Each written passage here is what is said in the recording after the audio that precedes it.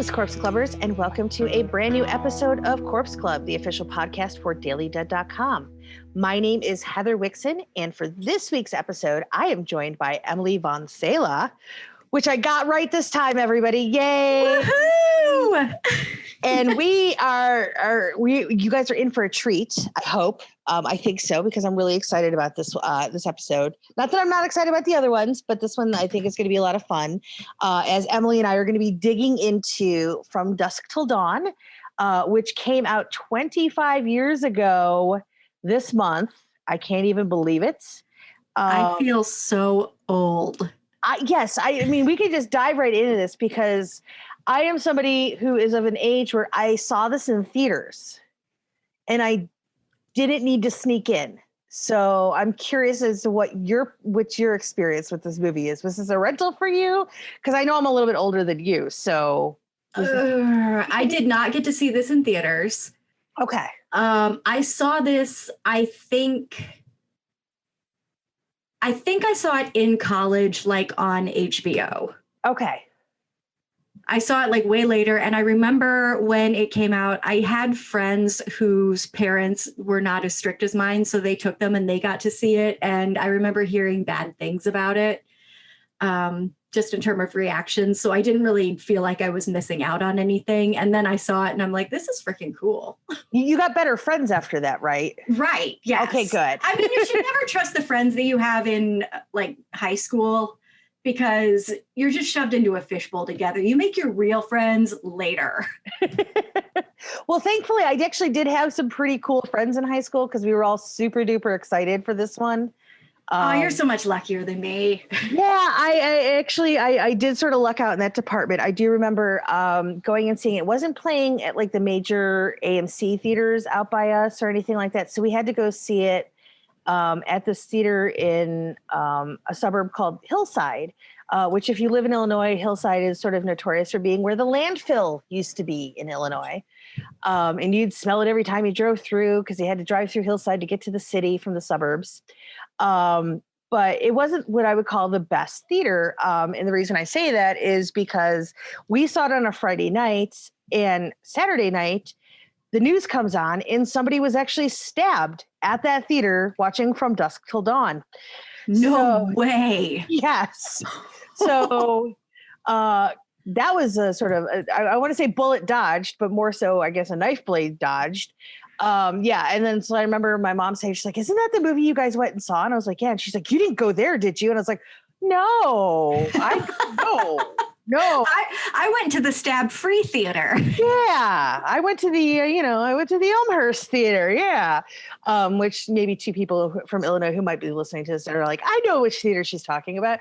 But yeah, I was a really big fan of Robert Rodriguez's prior to From Dusk Till Dawn. I had the distinct pleasure of the year before that, I remember I was on a double date with my friend Selena and her boyfriend, and I was with my boyfriend, and we went to the movies. And Selena and her boyfriend Jason chose Mortal Kombat, and me and my boyfriend chose Desperado. We made the better choice, although I love Mortal Kombat. But Desperado for me was like a real eye opener in a lot of ways, which we'll get into as we talk about From Dusk Till Dawn. But it was unlike anything I'd really seen, especially like in a theatrical setting. And I just thought there was something really interesting about the way Robert Rodriguez told stories. And then a few months later, 4 Rooms opened up at the little art house theater. And my friends and I went and saw that. And I think even though that movie is a kind of a mess, I think it's sort of a fun mess. And I was totally hooked. And so when From Dusk Till Dawn was announced, I was like, yes, I will be there.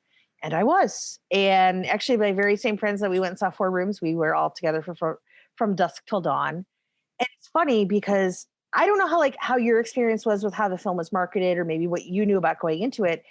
I just thought it was sort of a crime caper, sort of, when you hear Tarantino at this point, like I don't even remember seeing vampires in any of the advertising done before the movie. That's what I thought as well. And I think that really impacted what people thought of it because they weren't expecting this I don't think they were expecting a crazy film to start with, and they certainly weren't expecting a film that turned into a horror movie in the second half. Yeah, I think by the time I saw it, like, it was common knowledge that it was a vampire movie, but that even kind of impacted the way I viewed it, because when you start out, it's just a crime thriller, and it's a compelling crime thriller, but like, we're going on and on and on, and I'm like, where are the freaking vampires? yeah, you're like, hey, it's daylight. Where are the I vampires? thought this was a horror movie, and I mean, I like going on a road trip with George Clooney. He's hot, but I don't understand what people were talking about.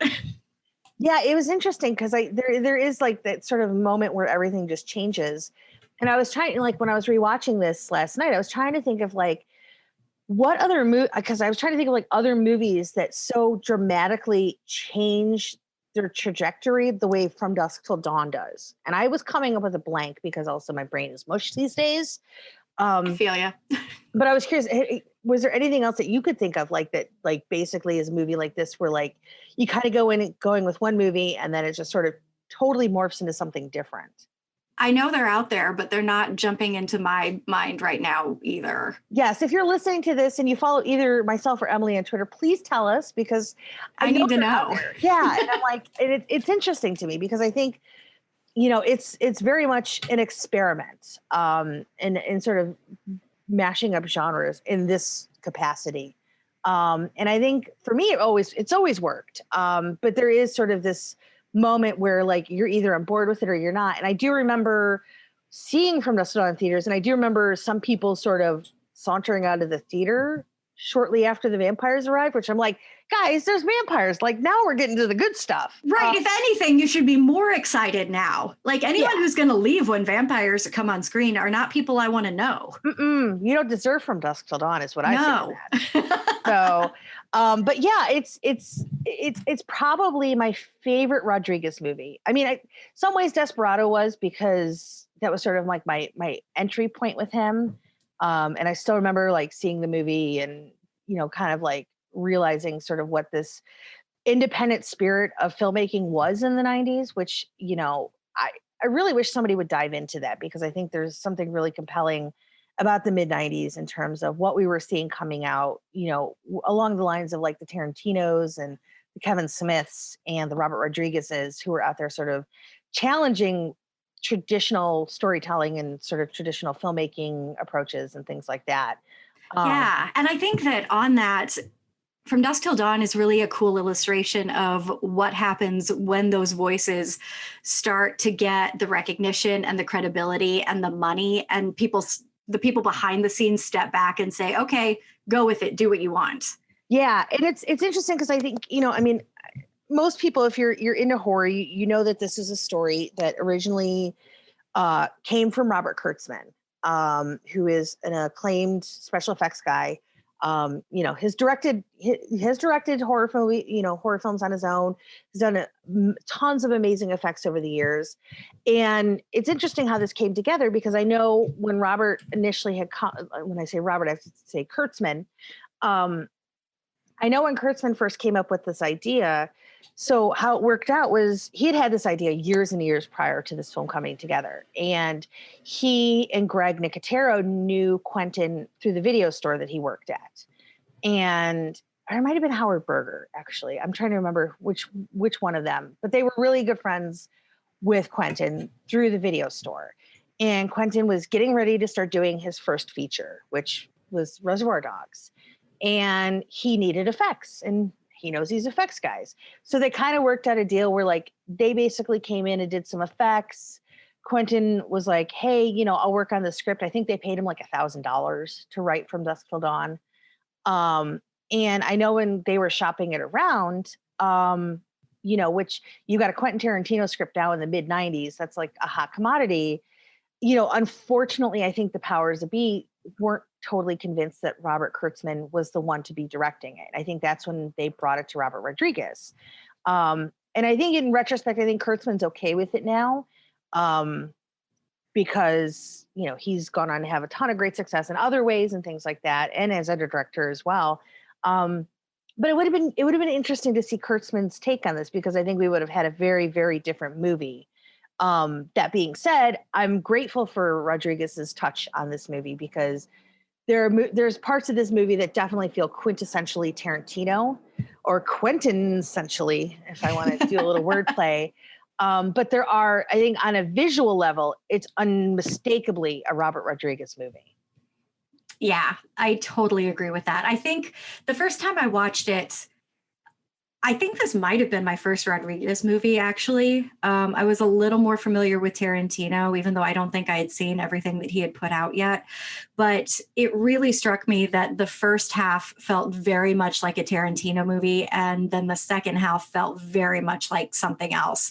And that style that happens in the second half, where it's just very unrestrained, and it's like you suddenly dive into this, chaotic nightmare when the vampires turn and everything is suddenly, very, very crazy. That's the style that I eventually came to associate with Rodriguez once I started seeing some of his other films. Yeah, and I think there's a lot that happens in this movie that you could see sort of the through lines into like something like The Faculty. Yeah, for sure. Definitely. And it's interesting because, like, again, when we were rewatching it last night, my other half, sort of brought up this really interesting point. And I could say it was my idea and take full credit, but I'm not a jerk. But he said this was a really interesting thing that he brought up last night, where we were talking about sort of like the shift that happens in the movie. And I don't know if it's because recently we just rewatched The Wizard of Oz, which is probably the first time I've watched The Wizard of Oz in like 20 something years. And he said it kind of feels like Wizard of Oz with vampires for the Juliette Lewis's character, Kate, where she just sort of exists in this bubble with her dad and her brother. And like, she basically takes this turn, and all of a sudden she's in this world that she has no idea how to kind of get through. And then, we sort of see how these characters sort of morph into something else in this sort of heightened reality. And then at the end of it, she's sort of left digesting what's just happened to her and her family. And it was interesting because I never really thought about it that way. So I have to give him credit for that, because I thought that was a really interesting sort of analogy. It is. I had never thought about it like that either, but it really, really does fit when you're looking at the film from her perspective. Yeah, I mean, it's like, it's almost even like in the way of like, you have certain parts of Wizard of Oz that are black and white and then they're color. Like, I would even say like there's definitely a change with like how the camera moves, and once the vampires hit, there's a difference with like sort of the look of the movie. Mm-hmm. It definitely, like, visually it feels very different. But yeah, I was like, wow, I was like, look at you making all these little assessments. This is why I love him, because he's so smart. But yeah, I never thought of it that way. And then when we were watching it last night, and then she comes out of it and she's standing there sort of blood spattered and sort of a shell of herself, trying to figure out like, what am I going to do? And I was like, oh my God, this totally is. And then it was funny, he sort of equated Cheech Marin to the wizard, because that character like, even though there's like two different versions of characters in Wizard of Oz, but like Cheech gets to be three different characters in this movie, where he's like he's the border patrol guy, or he's the border crossing guy at the beginning. He's, as they call him in the credits of From Dusk Till Dawn, I was like, oh, am I going to work this word into here? I don't know. We'll see. He's Chet Pussy at the Titty Twister. We might have to throw a language one on this one. I don't know. It's not your fault, though. It's the character's name. I know. I mean, what am I going to do with that? And then he's Carlos, who George Clooney and originally his brother Seth are waiting for, played by Tarantino, at the end, which is so interesting. And I was like, oh my God, I was like, that totally fits. So now I'm like, I want to go back and have new conversations with Kurtzman about this, because I'm like, I never picked up on that. But it's funny, because like, it's a movie I've always loved, and there's definitely some sort of things that are like sort of questionable now in retrospect, especially like, having Fred Williamson in there now, sort of after everything that came out last year. I guess it's a different movie when you sort of know proclivities that people have now that you didn't know back then, like ignorance is bliss, because like it never dawned on me that Quentin Tarantino had a foot fetish. But like watching the movie now and like seeing the shots of like Juliette Lewis's feet, and where Seth is just staring at them, and I'm like, oh, okay. Or I'm sorry, Richie, not Richie. Seth is Clooney. And I was like, oh, well, that seems deliberate. And I was like, did Tarantino talk Rodriguez into those shots? Because like, I don't know. I don't know that Rodriguez has a foot fetish, but yeah, I was just like, oh, okay. I was like, that's a little weird now. There it is. There it is. So yeah, it's but it's still really fun. And I think there's just a lot of really fantastic stuff to dig into. And I think first and foremost, I think it's pretty interesting to me that, you know, Clooney being super hot off of ER, he could have done anything in the world of film. And this was like sort of his first breakthrough feature film. Yeah. I think it's doubly interesting to think about because, you know, he's this very hot actor who is on the precipice of really, really, you know, breaking off the small screen and really starting to do a lot of stuff. And then he teams up with Tarantino and Rodriguez. I don't really have a sense of it, if he was as well known off the indie circuit as Tarantino was, but they were very of the same time period. So Clooney decides to kind of launch himself at the big screen with these two very hot names, but he does it in a horror movie, which I think a lot of actors, especially in the 90s, would have balked at, but he did it. Yeah, it's interesting because, like, you know, we know a lot of like big actors and stuff like sort of got their start in the 80s doing horror movies. But I think the industry was different in the 90s. I think like I literally think Clooney could have walked into any office at any studio and been like, I want to do a movie, and literally would have had carte blanche. Yeah. And then, you know, I don't like to throw around the term maverick so very often, but I think in this case where you have, you know, this guy who's like sort of on the precipice of superstardom, sort of teaming up with these two, you know, quote unquote mavericks of independent cinema, like that to me is like super exciting. And I don't think we'll ever really see that again, to be really honest. Like, and it kind of bums me out because there's just so much money invested in films at every level these days, where I just don't see chances being taken these days the way that they were taken, you know, during this, you know, time period, which is kind of a bummer, but I'm glad I got to live through it. Yeah. You know, but it's very interesting to me that, like, you know, I don't even know who would be sort of on the Clooney level right now in terms of, I mean, I guess maybe somebody like Andrew Lincoln would have to like come out with like something with like Ari Aster is kind of the closest equation I could come to for like modern day. Now I kind of want to see that. I kind of want to see that too. I won't lie.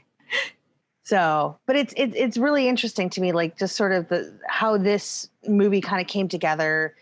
And I know, you know, from conversations that I've had, you know, just from the effects side of things, like this was not an easy shoot by any means. And I think it's just a lot of really, you know, you sort of talk about fate. And I think there's a lot of things that just sort of really lined up in a very peculiar way on this movie that made it as good as it was, and sort of this moment for horror. And I think for both Quentin Tarantino and Robert Rodriguez's careers, respectively, in a very interesting way. Plus, you know, also Salma Hayek, who, you know, is ridiculously hot in this movie. Oh my God. Like, she is so gorgeous. Like, look, I am straight as the day is long. Okay. But after seeing her in Desperado and then in this, I questioned a lot about myself. And in fact, I still questioned a lot of things about myself because I was like, watching this last night, I was like, oh my God, she is ridiculously gorgeous. But I think it's interesting because Desperado, like, she had to get naked for that movie. In this one, she's like super ridiculously hot, but she's dressed, you know, not very dressed, but she's dressed.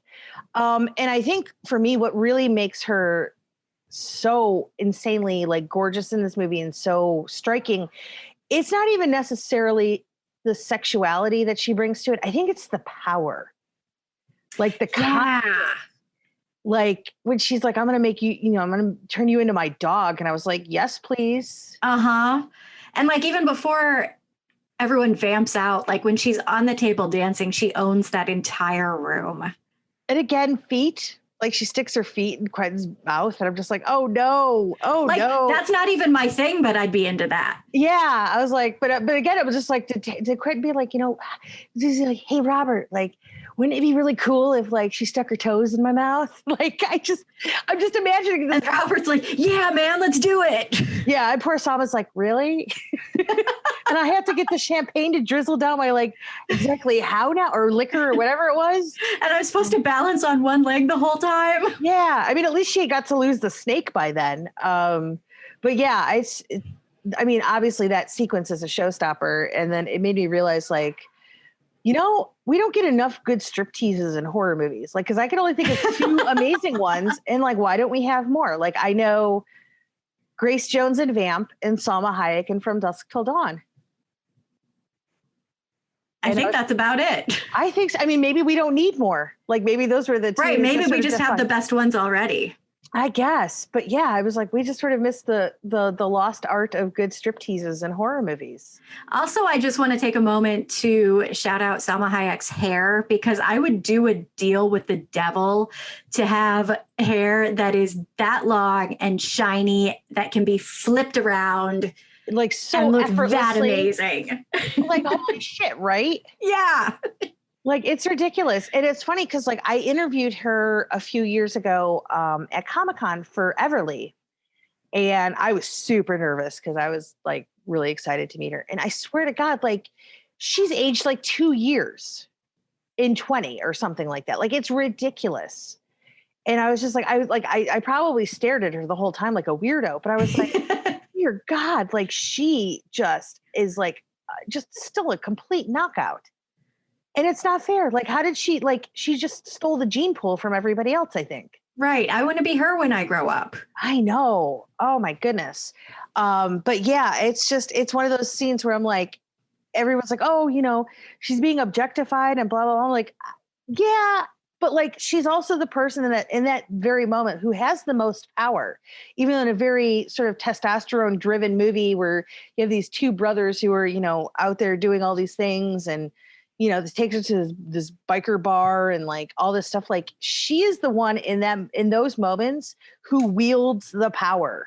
Yeah. And I love that about that character, especially since, this conversation has been done in 1,000 different ways for 1,000 different movies. And you can always bring up the idea that, there's something inherently flawed about the idea of this woman who is secretly a monster.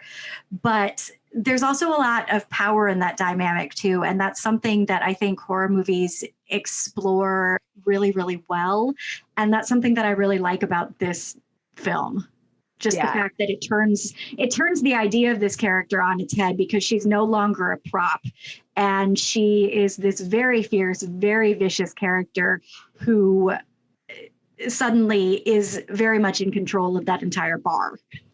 And she's like kicking everybody's ass. Yeah. Which is great. So, it's one of those roles where I was just like, sometimes I'm like, I wish there was more, but I was like, nope. I like after rewatching last time, like it is just the perfect balance. She's like the Dame Judi Dench of horror. She got in there, she did what she needed to do, and then she got out. I love it. Yeah. And it's crazy to me because like we were sort of piecing together the 90s, because Juliette Lewis very much had like one of the most exciting 90s like careers that I can think of. Oh, yes. And it was one of those things where we were trying to put together the timeline of her career. And it still blows my mind that this was 2 years after Natural Born Killers. Was it really? Oh, it God. Was. You're right. Like, I don't know what it is about her that she could so effortlessly float between somebody who looks like she's in her teens and her 20s, like with like hardly any effort. Like, it blew, like because I really had thought Natural Born Killers was like maybe a year before, but then Brian was like, no, and he's like, it's 94. And I was like, oh, it really is, isn't it? And like, if you think about like actors like in the 90s, like she was doing some really incredible stuff. And I just sort of I really love the arc of Kate in this movie. Yes. Because it's a really fantastic arc, but it's also, there's some really good, like, funny moments too. I love when she's drinking. Like, I'll have another, yes, please, thank you, or whatever. She's already a little slightly tipsy.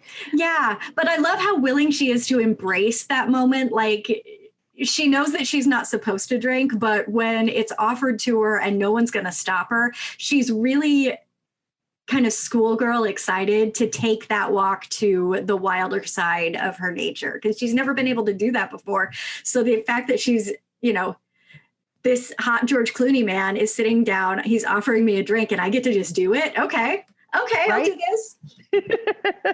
But yeah, like I was looking at her her resume last night, and basically in the 90s, like she did Cape Fear. She did Husbands and Wives, which was really good. Which is it's Woody Allen, but you know, what are you going to do in retrospect? Right. But then she also did like Romeo is Bleeding in California, and then Natural Born Killers and Strange Days, and then comes into this.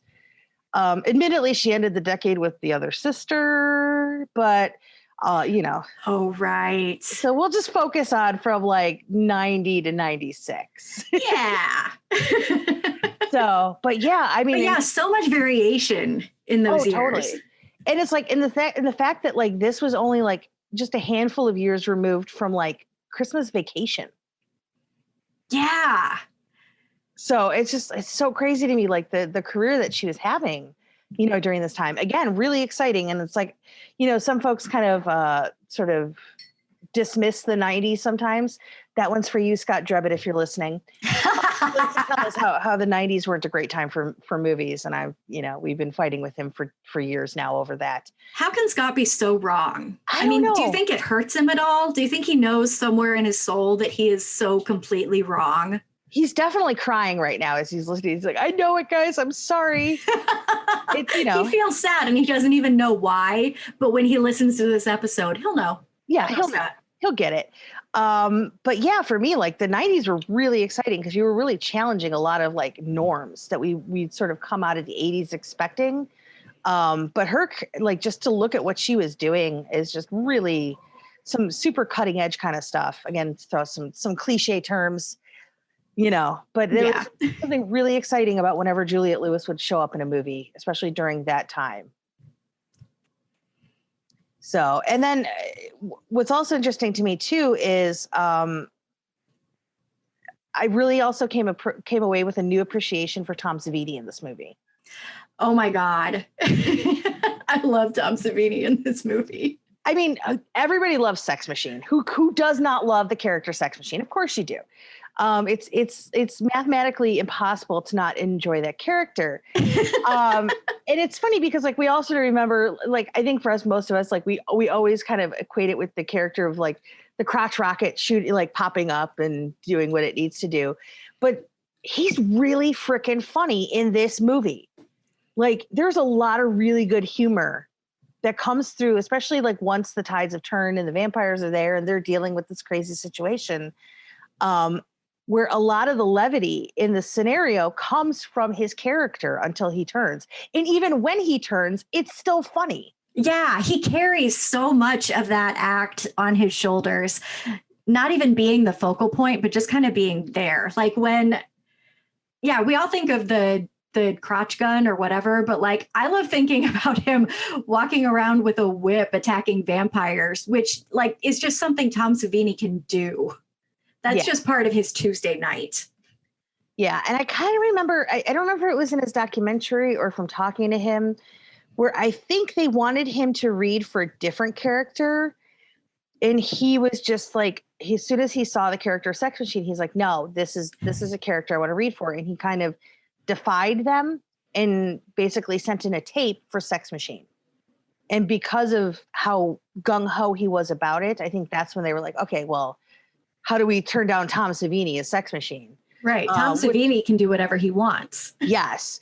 And I also love the fact that, you know, in a movie that's very driven by a lot of practical effects, you know, there's some digital in there too. But it's 95% practical in that movie. You have like basically one of the biggest purveyors of special effects, you know, in the center of it. Yeah. And from what I've, you know, heard from different discussions, you know, in terms of people's involvement with the movie. Like, you know, a lot of folks were sort of intimidated having Tom Savini on set and, you know, especially doing effects around this guy who is like an effects god, you know, and basically was the reason like Nicotero. And I think Howard, well, no, Howard kind of got his start a little bit with Stan Winston and did some stuff with Tom, but like Nicotero, I don't think would be where he is today without Savini. So it's kind of interesting. And I don't know if anybody would know it from looking at it, but you can actually see Greg Nicotero and Howard Berger both in the scenes at the Titty Twister. So he's Nicotero is the guy that Tom Savini steals the beer from. There we go. Yeah. I'm like, name. I know I saw him, but I can't place it. Yeah. And then Howard has like this like long curly hair and he kind of gets roughed up in a few scenes. So you don't see him as blatantly as you see Nicotero. But because of the fact that they needed so many bodies on that set, a lot of the effects guys like came in and filled in for different positions. I know Wayne Toth is in there as well, who's a guy who's done a lot of stuff with like Rob Zombie over the years. He's in there too. I forget where he pops up. But yeah, so it's kind of cool that like it feels very much like a Renegade production in a lot of ways. I love that. Yeah. Also, I love the idea that effects artists are just hanging out at a vampire bar in their off time. Right? Like that's what I would be doing. So yeah, it's a movie that really, I think, celebrates the best of a lot of things that we enjoy about movies in terms of like sort of those capers and vampire movies and effects and things like that. Kind of brings them all together in one place here. But yeah, again, it's one of these movies where I'm like, I feel like I can't believe it's been 25 years. That's mind blowing. But then it also feels like I've been watching this movie for like ever also. Right. Because now it's just kind of a staple and it's something that you return to when you need, you know, something fun and something familiar and something that, you know, you're going to sit down and enjoy from beginning to end. Yeah. And I also have to say, I love the fact that the design on Richie, when he turns into a vampire, like they literally take Quentin's ginormous forehead and like Frankenstein the shit out of it, like even more so. Like, do you think Quentin was like, do we have to go so big with the forehead, guys? They're like, yeah, no, this is going to work. Yeah, we have to exaggerate your features. And these are the ones that we have to work with. So you're getting like a 6-story tall forehead. Yeah, you could literally land a 747 on his forehead once he turns in that movie. It's pretty amazing. It's always like almost Frankenstein-ish. Like it really is. which is just fantastic. So yeah, I really, really enjoyed that. I'm curious because like there's like little things that like I sort of picked up in terms of like homages. Was there anything that sort of stood out to you in terms of like things you sort of noticed from this that kind of tipped their hats towards like other movies?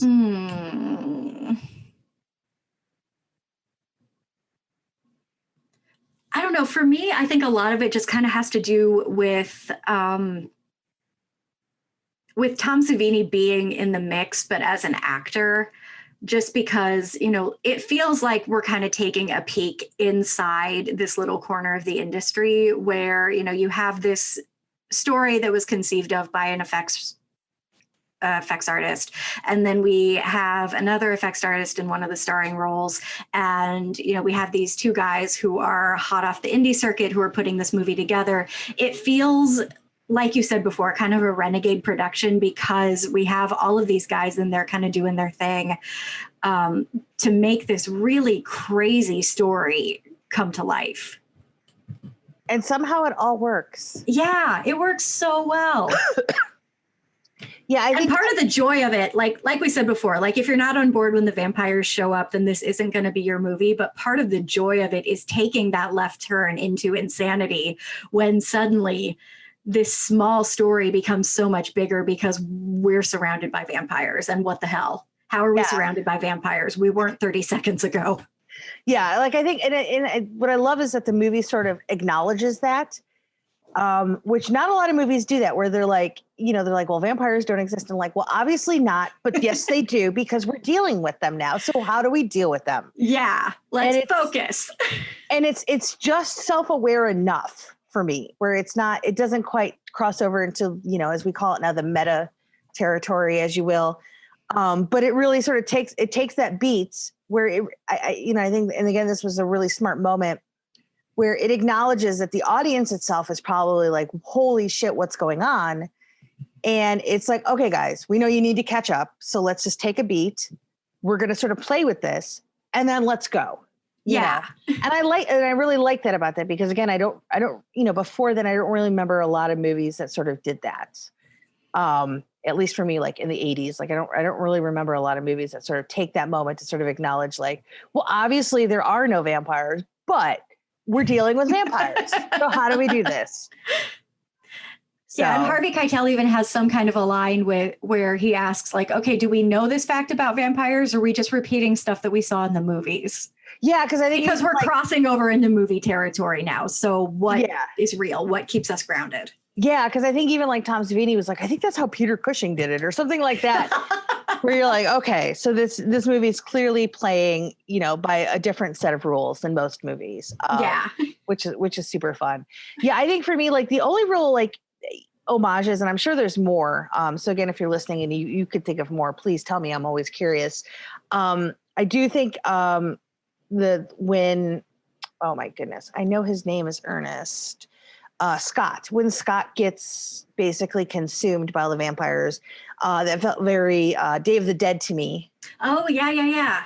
Which makes sense because you have Nicotero and Savini there in different capacities. It would have been I think it would have been cooler to see Savini get Day of the Deaded, just because that would have been like a really direct throwback. But that was fun. And then I also think, I think the ending sort of gives a nice little homage to Fright Night. In a way, where it's the sunlight and they're like, oh, we got to break out the windows. Oh, yeah. Good call. So those were the two that sort of hit me when I was watching it. I was like, okay, I get it. I see what we're doing here.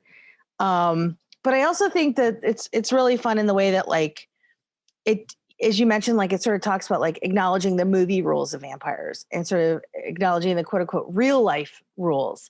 And I like the fact that while they are playing by the movie rules, they sort of make their own rules while they're going along too. Yeah, like the idea that you can just make your own cross from two sticks and it doesn't have to be, a church sanctioned, Vatican approved crucifix in order to work. Yeah, or little crucifixes on the bullets too. Yeah. Which I thought was pretty smart, because I'm like, well, how do you kill all these vampires when you basically are just dealing with guns? And I thought that was a very clever way to deal with it too. Yeah. And just sorry that lapsed a little bit. Totally okay. Talking about the design of the vampires, I loved the fact that these are still very humanoid creatures, but they're very animalistic. We're not looking at a romanticized version of vampires. These aren't sexy. These aren't sleek. They're, you can tell what they started out as, and then they balloon and morph into something else.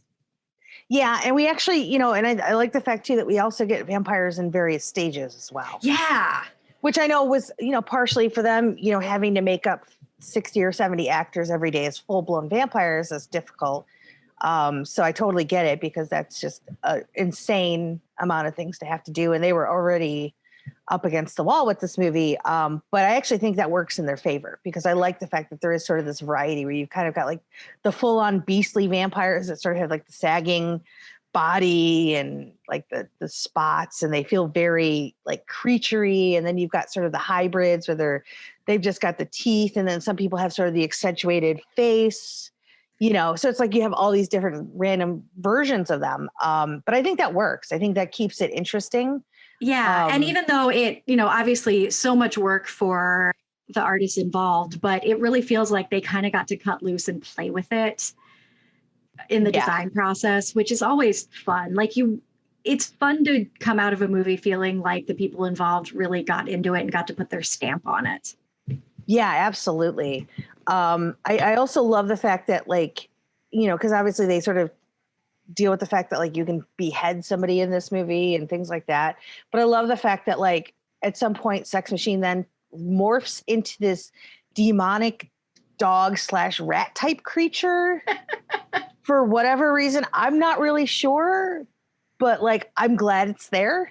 Right. Like we know that these vampires have some rules, but in other ways they have no rules whatsoever. Yeah, it's just it's a very strange moment, but yet I'm totally okay with it. And any other movie, I probably would have nitpicked it, but I was like, sure, why not? Yeah, I'm cool. I'm down. I was like, yep, that's great. Okay, So yeah, it definitely, like, for me as a fan of special effects, like there's obviously a lot to love about this movie. And we didn't even talk about one of the best parts is Danny Trejo. Oh my God. The wonderful, timeless Danny Trejo, who, like, he looks like a baby in this movie, even though I think he's like in his 40s. At least. But he looks like a baby. Baby Danny Trejo, who was still so huge and ripped. Oh my goodness gracious. Yes. And I love his death too, because he dies on the pool table. And I just love that, like, again, it looks very dated, but I love the effect of his eyeballs going into the corner pockets. Yes. I laugh every single time. It never fails to delight me. I don't care how goofy that those visual effects look. I love it, and I don't care.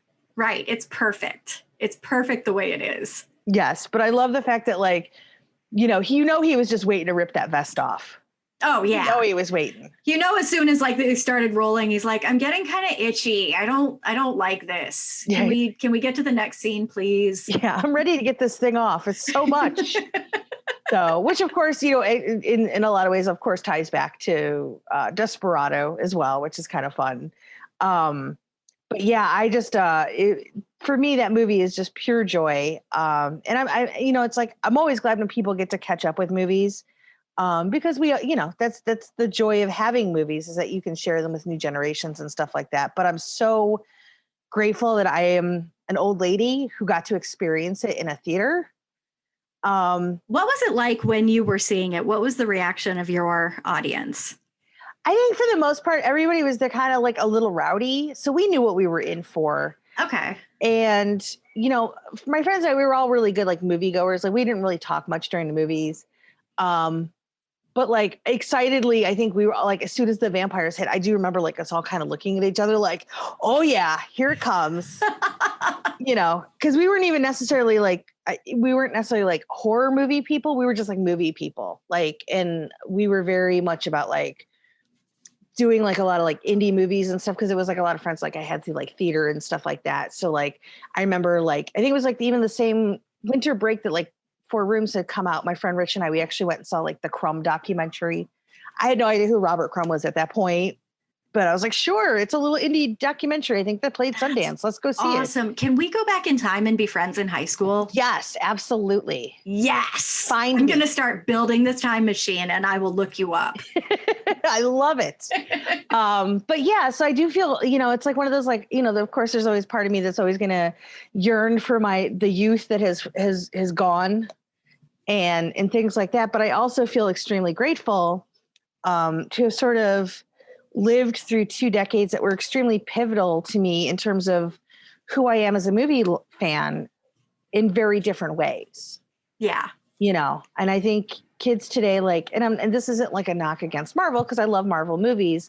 But I think there's a sort of sameness and a sort of safety that comes with theatrical releases these days, where people, and maybe this is all going to change post COVID-19, who knows?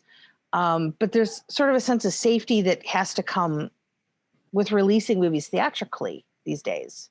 Mm-hmm. Because there's so much on the line for so many people now, because you have so many investors and studios bottom line and, things that people have to get paid in the back end and things like that, where you're just sort of missing that excitement. And I think if there's one silver lining to last year, is that we got to see more independent movies get to sort of take that step forward, while a lot of the studio movies were sort of just waiting in the wings. Yeah. That's a really good point. Especially, I know that we've talked about this before and everyone on Twitter agrees because they're very smart people, but 2020 as a year sucked, but we got so much good horror. Like, the movies were the thing that kept me going. It really was. Like, I don't know what I would have done last year without it. Between like literally the two things that got me through were virtual raves and movies. Somebody right now is like, wait, isn't she old? Why is she doing virtual raves? Because she's yes. a badass. Yes. But yeah, that was like literally to have those two outlets last year was, I think, the only way I came out of last year with any sort of shred of sanity left. And I think that speaks volumes. Like, I think anybody who works in the field that we work in, like, we know we're not doing anything that's quote unquote important. We're not curing cancer. We're not saving children. We're not, changing we're not dealing with global climate change or anything like that. But I think there's something to be said for the importance of the arts simply because you need that balance. Right. The arts are what help keeps us sane. Yeah. And it's like, it's one of those things where like some days, like when, the world's going, to the shitter and like people are storming the Capitol building, like, and like, you'll see certain people who are like, well, how can you possibly, talk about movies when the world feels like it's ending? And I get that point because obviously there are more important things to do. But I think if you don't find that balance and you only, sort of focus on the bad, like, then what's the point of any of this? Yeah. If you can't find the good, then what are we even doing any of it for? Right. I think that escapism is just as important as living in reality. Everybody needs to take a break. And I think that when you do escape into these stories, you find ways to kind of connect with some of the stuff that you're trying to process and help to get that out. So I think that there's a lot of therapeutic value in that too. Definitely. And if you talk about movies that are the perfect blend of like reality and escapism, I think that's From Dusk Till Dawn. Like, yes, all day long. All day long, between that opener that just is like a total stunner. Holy God! Some questionable dialogue aside, but how do you not get tickled pink by watching John Hawkes and Michael Parks go back and forth? Oh my God! They could have just made that scene into a 2-hour film, and I would have been on board. But then we got vampires too. So we really came out of it winners in the end. Yeah. But yeah, I would have. This movie just keeps giving. Yeah, I would have absolutely been on board for that movie. But I'm glad we got the movie we did. And I also wanted to say, because again, it's when you look at the characters of Seth and Richie, like obviously there's much more there's more redeeming qualities about Seth, which is Clooney's character. Because he, kind of comes around and sort of becomes the hero in the end, or the anti-hero, where Richie is just broken and disgusting. I mean, and I like the fact that the movie doesn't make apologies for that. And that's not to say that it condones his behavior, because I think it doesn't. And I think we see that specifically with the woman that they take hostage. Mm-hmm. Yes. And what I really appreciated about that situation and that scene when Seth comes back and Richie's obviously done something really terrible. They don't revel in it and they don't exploit the moment, and they only give us glimpses of it without it feeling like it's something there to just shock and titillate. Like, it's a very sad moment in a lot of ways, because it's sad for this poor woman, because she's lost her life and had to go through something horrific. But it's also sad because it's the moment when Seth realizes, like, his brother may be irredeemable. Yeah, and just watching the way Clooney plays that, watching his reaction when he understands fully what Richie, has done, it gives you everything that you need to know about the scene and everything to know about what that character is thinking. And I love the dynamic that plays out over the course of the film between these two brothers, because Seth understands that Richie is monstrous and damaged, but there's still that part of him that is, he's my brother. I have to protect him. I have to protect everybody else from him. And that's my burden. Yeah. And I think, in a way, like, it really sort of raises the question is like, well, how do you deal with family that's like this? I mean, it's not a movie about that, But I think at some level, it really does sort of beg the question, like, what do you do when somebody in your family is a monster? Do you give up on them? Do you still try to work things out for them? Like, how do you confront that? And I think, with the death of Richie, when he turns and Seth has to kill him, I think that's a really important point, like a very pivotal point in that movie, where it's Seth sort of reckoning ultimately with the sins of his brother. Yes. Without it feeling like a big pompous sort of moment, like it's, obviously done in a very different way, but sort of underneath it all, like it's kind of sad. But we don't really revel in that too long, because Rodriguez has got places for us to go from there. So right. There's way more vampires that need killing. Yes. And I do have to say, I kind of really love seeing Harvey Keitel as a vampire in this movie too. Yes. Because I really don't think he'd ever really done anything with makeup. And I don't know that he's ever really done anything with makeup effects since either. I'm trying to think, but I don't really recall anything. No, he made a good vampire. He did. He was scary. And I like the fact that everybody's vampire version of themselves was just a little different. Everybody, it felt very personal. Like, I know Fred Williamson's a piece of crap, but he has a really cool vampire look in this movie. Yeah. And it's unfortunate that he's as good as he is in this movie, knowing now what we know. But he's really good in it, unfortunately. I don't even know what to say. It's like, I'm just like, are we ever going to get to a point where we have to stop apologizing for a bunch of idiot assholes? I don't know. I know it's hard when, I enjoyed this thing since before I knew the truth about this person. What does that mean? I think we're all still trying to figure out how to process that. Yes, I think we are. But the good news is that at least it gives us a little John Saxon cameo. Yes. And it was interesting because I'd forgotten that Kelly Preston was also in there as the newscaster. So the news footage was two people we lost in 2020. Oh, yeah. The funny thing about that scene is I always forget that it exists. And then I watch it and I'm like, oh, hey, look, it's John Saxon. I forgot he was in this. I guarantee I was probably the only person in that theater who got really excited when he showed up in the news footage, because I was like, oh my God, it's the dad from Nightmare on Elm Street. And I'm sure nobody else was thinking that in that moment. I think my only should have been. Yeah. My only regret is that we didn't see him again in the movie. But again, it's just, it works so perfectly where it is. But yeah, it was just one of those, I think I was the only person who was like, oh my God, it's Nancy's dad. Everyone's like, huh? You're like, there's vampires and George Clooney, and you're worried about the guy who played the dad in Nightmare on Elm Street? Okay. Yes, I am. So, but it's everything about that movie works so well. And that script, like I think, again, what I really appreciate about like a lot of entertainment that came out from that decade is just like, there's so many quotable lines in that movie. Oh, yes. So, I was going to start off with a Ramblers, let's get rambling quote at the beginning of the episode.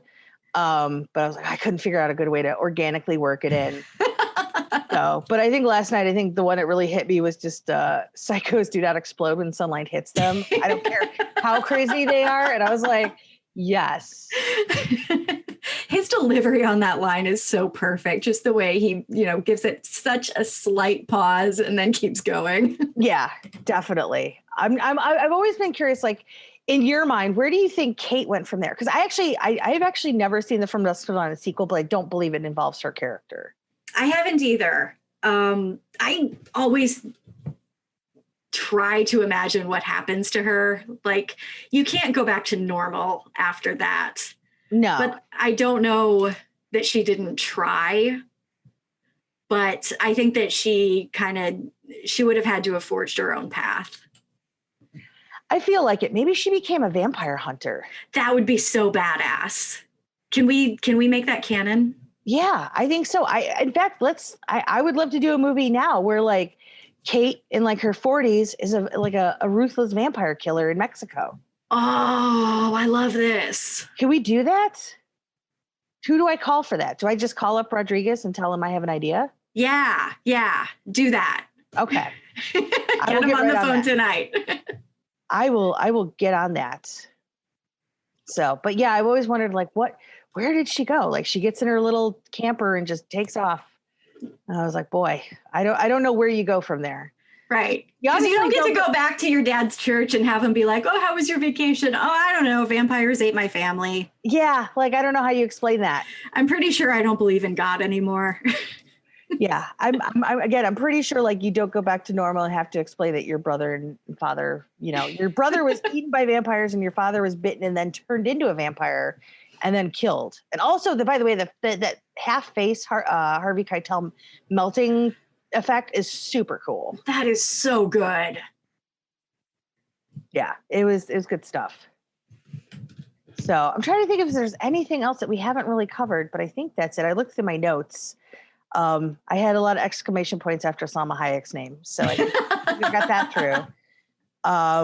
But yeah, I was really excited. I was like really excited to sort of dig into this, and again, I cannot even believe it's been 25 years. That's insane. Because it doesn't feel that dated either. Like it definitely feels like a product of the 90s, but it doesn't feel like an old movie. No, not at all. And the fact that there are kids out there today who feel like movies that came from the 90s feel old makes me really sad. Because it makes me feel like I'm ancient now. So guys, the 90s were cool. I know. We all went through our 80s movies. I know. We all went through our 80s phase. So it's now time for us to go through our 90s phase, I think. Let's do it. Let's do it. Let's get our flannels out. Let's get all of our alt rock, if we will. So I'm ready. If we do go through our 90s phase, that means we just get to talk about Scream all day. Oh my goodness. And that's another one that's going to have a 25th anniversary this year. Nuh-uh. Uh-huh.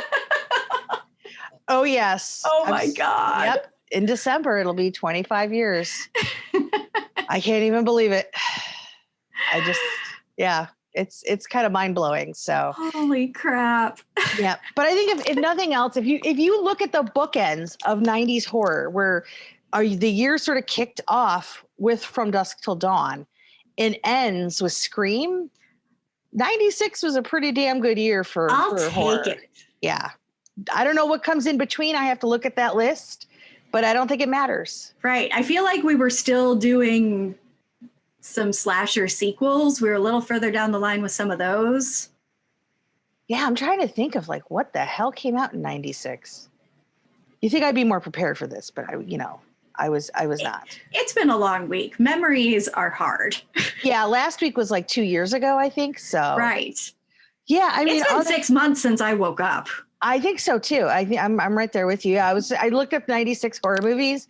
All right, so it might have been a little bit of a thin year in between there, because we have Children of the Corn 4. We have Bordello of Blood, which I think it's notable to say that Universal at some point had actually considered the From Dusk Till Dawn script to be their follow-up to Demon Knight, and then they opted to make Bordello of Blood, showing what they know. Yes. We have Thinner, which is okay. We have Hellraiser Bloodline. Tremors 2, which is actually pretty good, so that's good. Okay. The Island of Dr. Moreau, if that counts. Oh, boy. Sure, maybe. Oh, we had the Mary Riley movie with Julia Roberts. I've still never seen that. I have. Oh, goodness. Now my dogs are freaking out. I know. So many bad movies, guys. I know. Just terrible movies, Utah. It's terrible. We still have From Dusk Till Dawn. We do. But yeah. And 96 also gave us Escape from LA. But it also gave us The Frighteners. So there's that. There we go. So, there's some good in there. Yeah. I'm saying the good very much outweighs the bad. Yes. Also, this is a fun story, and Patrick will probably kill me if I tell you this. But I'm going to say it anyway, because 96 is when Primal Fear came out. And Patrick used to do... Really? Yeah. And wow. Patrick used to do a lot of acting, and I believe he was up for the Edward Norton role in Primal Fear. No way. Yes. That's incredible. Right? He's gonna totally kill me for saying this. I've mentioned it on F This Movie, so it's out there. So hopefully he won't kill me too bad. But I just think that's the coolest thing ever. That's so cool. If we're really nice to him, will he give us a little bit of a peek at how he would have played the role? I don't know. We should do like a script read. And he can fulfill his destiny, I think. I love this. Yes. So we're making all sorts of plans. We've got a real From Dusk Till Dawn sequel in the mix now. And we're going to do a live script read of Primal Fear with Patrick. This is how decisions get made, people. Yeah. Women getting it done. Yes. This is how it comes together. So, but yeah, so 96, for the most part was okay, I guess. But also we also had movies called Gator Face. So, it's a mixed bag. What are you going to do? That's a real movie. I've never seen it. Oh, it's called The Legend of Gator Face. I'm sorry. Gator Face has a legend? I guess. Wow. I kind of want to seek this movie out. It's on Tubi, which apparently I just found out this week is evil. So that's a bummer. Is it? Yeah, they're owned by Fox. Damn it. Where you get a lot of like conservative ads on it. We just can't win, guys. I know. We get so close and then we're like, oh. So maybe it'll make its way into somewhere else. But yes, The Legend of Gator Face is on Tubi. Dear Shudder. Yeah. Please make this happen. Sam Zimmerman, if you don't mind, could you guys please pick up The Legend of Gator Face? Thank you.